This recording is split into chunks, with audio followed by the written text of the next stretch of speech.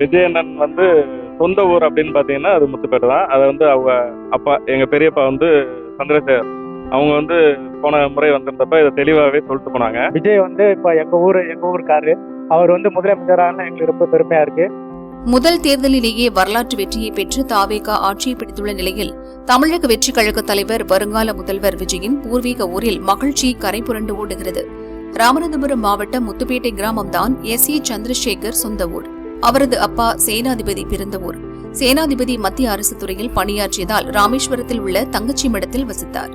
விஜய் முதல்வராக பதவியேற்க உள்ள நிலையில் முத்துப்பேட்டை கிராம மக்கள் மகிழ்ச்சியில் திளைத்துள்ளனர். இதுதான் வந்து விஜய் அண்ணன் பிறந்த ஊர். விஜய் அண்ணன் வந்து சொந்த ஊர் அப்படின்னு பார்த்தீங்கன்னா அது முத்துப்பேட்டை தான். அதை வந்து அவங்க அப்பா, எங்கள் பெரியப்பா வந்து சந்திரசேகர், அவங்க வந்து போன முறை வந்திருந்தப்ப இதை தெளிவாகவே சொல்லிட்டு போனாங்க. ஒரு 3-4 தலைமுறையாக வந்து இங்கே தான் இருந்தாங்க. அவங்களோட குடும்பம், அவங்களோட அப்பா குடும்பம் எல்லாமே இங்கே தான் இருந்தது. இவங்க வந்து திரைப்படத்துறைக்கு போகிறதுக்காக அவரோட 10ஆம் கிளாஸ் முடிச்ச உடனே அங்கே சென்னை போயிட்டாங்க.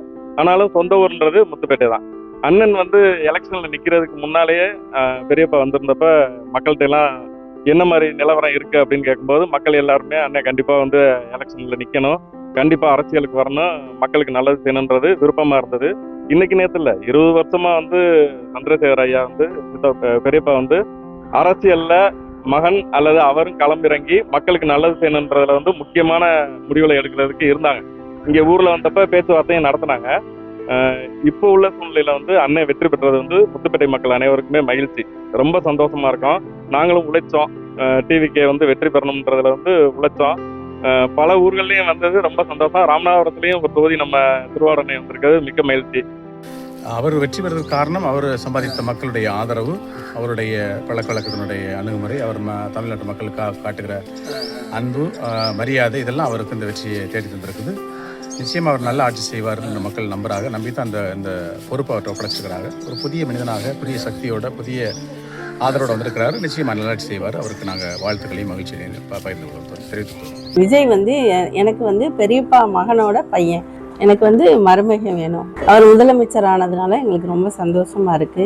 எங்கள் ஊர், அவங்க அப்பா பிறந்தது எங்கள் ஊரில் பிறந்தவங்க, அதனால எங்களுக்கு ரொம்ப சந்தோஷமா இருக்கு. விஜயின் உறவினர்கள் பழைய விஷயங்களை நினைவு கூர்ந்து பேசினர். தமிழக அரசியல் என்றால் இனி விஜய் அண்ணன் தவிர்க்க முடியாத சக்தியாகிவிட்டார் என்றார் சித்தப்பா மகன். ராமநாதபுரத்திற்கு ஒரு பெரிய குறை இருக்கிறது, அதை விஜய் தீர்த்து வைக்க வேண்டும் என்று உறவுக்கார பெண் கூறினார். விஜய் ஆட்சியை பிடித்ததற்கு நன்றி செலுத்தும் விதமாக அந்தோனியர் ஆலயத்தில் உறவினர்கள் பூமாலை போட்டனர்.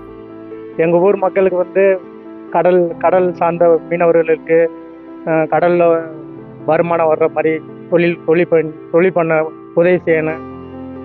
மற்றபடி கடற்கரையில் பீச் அமைச்சு கொடுக்கணும். அதுக்கெல்லாம் எங்கள் முதலமைச்சருக்கு நாங்கள் ஒரு கோரிக்கையாக வைக்கிறோம். இந்த கிராமத்துக்கு நீங்கள் சிறப்பாக செய்ய வேண்டியது, இந்த பகுதியில் ஒரு பெரிய மருத்துவ வசதி ஏற்படுத்தணும். இந்த மக்கள் மதுரைக்கு போய், வெகு தொலைவில் இருக்கிற மதுரைக்கு போய் சேர்றதுக்கு முன்பாகவே ஒரு சிலர் இறந்துடுறாங்க. அது ரொம்ப கஷ்டமாக இருக்கிறது. நீங்கள் இந்த பகுதிக்கு எங்களுக்கு ஒரு மருத்துவ வசதியை, ஒரு எல்லா கட்டமைப்பும் கொண்ட மருத்துவ வசதி செஞ்சு கொடுத்தீங்கன்னா மக்கள் ரொம்ப நன்றி கடனோட உங்களை பார்ப்பாங்க. எங்கள் ஊர் மக்களுக்கு நல்ல உதவி செய்யணும். அவங்களுக்கு தேவையான மீன்பிடி மக்களுக்கு தேவையான உதவிகள் செய்யணும். அப்புறம் நல்ல ஹாஸ்பிட்டல் கிடையாது எங்கள் ஊரில், நல்ல ஒரு பெரிய ஹாஸ்பிட்டல் கொடுக்கணும். ராம்நாத் டிஸ்ட்ரிக்ட்லேயே இல்லாத அளவில் ஒரு ஹாஸ்பிட்டல் எங்கள் ஊருக்கு கொடுக்கணும்.